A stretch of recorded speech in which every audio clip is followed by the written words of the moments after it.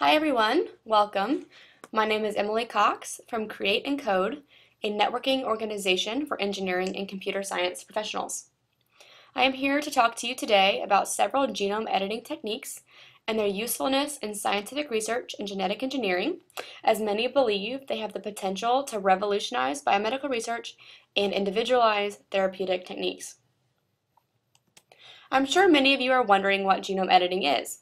Genome editing is a type of genetic engineering in which changes are made in the genome by the insertion or the removal of DNA at a precise and predetermined location through double-stranded breaks. The cell then repairs the break through natural processes.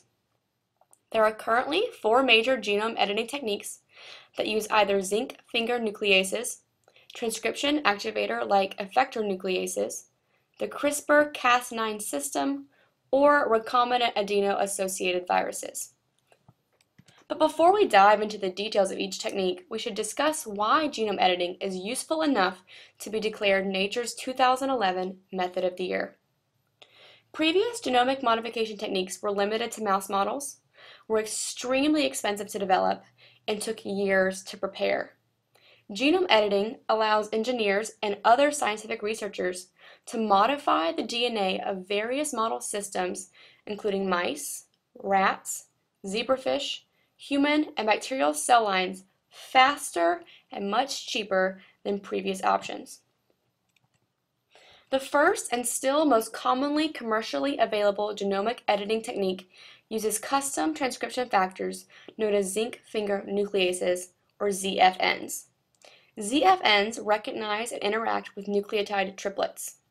By assembling several ZFNs, researchers can target and make a double-stranded break at any DNA locus they wish. ZFN technology is owned by Sangamo Biosciences, which has given a license to Sigma Aldrich to develop the ZFNs, where they are sold between $4,000 and $7,000 each.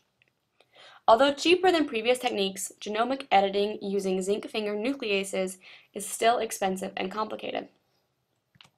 Luckily, a second and much cheaper technique, which uses transcription activator like effector nucleases, otherwise known as TALENs, was developed. While ZFNs target trinucleotides, TALENs target single nucleotides and are therefore more straightforward in their design.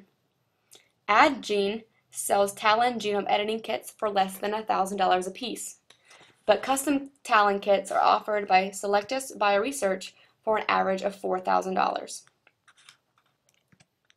The newest genome editing technique is the CRISPR-Cas9 system. The acronym CRISPR-Cas9 stands for Clustered, Regularly Interspaced, Short Palindromic Repeat, CRISPR-Associated 9 Protein. Unlike ZFN and TALEN genome editing, CRISPR-Cas9 systems are RNA-based bacterial immunological mechanisms that can identify and remove foreign DNA. However, like ZFN and TALENs, the CRISPR-Cas9 system still adds or removes specific DNA sequences at certain locations in the genome through double-stranded breaks, which are then repaired.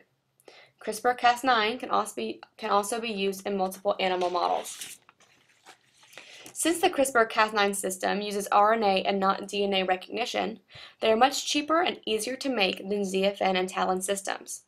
CRISPR-Cas9 can also be used to directly add or modify an embryo, or to add multiple mutations to an organism, techniques that cannot be performed using the other two methods of genomic editing. The fourth type of gene editing is not nuclease-based.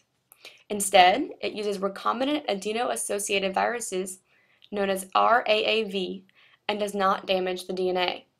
In RAAV gene editing, double-stranded breaks are not made. Instead, viral vectors are used to insert new DNA into specific regions on the genome. This technique is extremely expensive. Horizon offers custom RAAV gene modifications, which start at $35,000 a piece.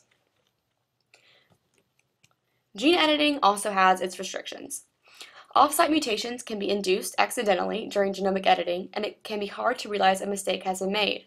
Furthermore, occasionally animals are created that have only the mutation in some of their cells and are therefore mosaics, or they have multiple mutations for the same gene. In these cases, the mutations have to be bred out of the animal line, which takes additional time and resources. But again, why should we care about genome editing?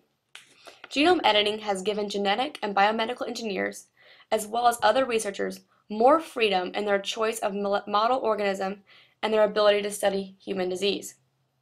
It has reduced research costs, time required to complete studies, and has the potential to play a pivotal role in the targeted gene therapy of genetically based diseases, cancers, and other disorders. If you're interested in learning more about the different genome editing techniques, I encourage you to consider attending the Genome Editing Applications Conference, which is being hosted by IBC Life Sciences on March 18th and 19th in the beautiful city of Boston. If anyone is interested, I am leading a group of Create and Code members to the conference, so please just contact me after the webinar. And if you can't attend the conference but are still interested in learning more about genome editing, Create and Code has a list of reputable resources on our webpage. But once again, I am Emily Cox, and I really appreciate you taking the time to watch this webinar on genome editing. Please contact me with any questions you may have.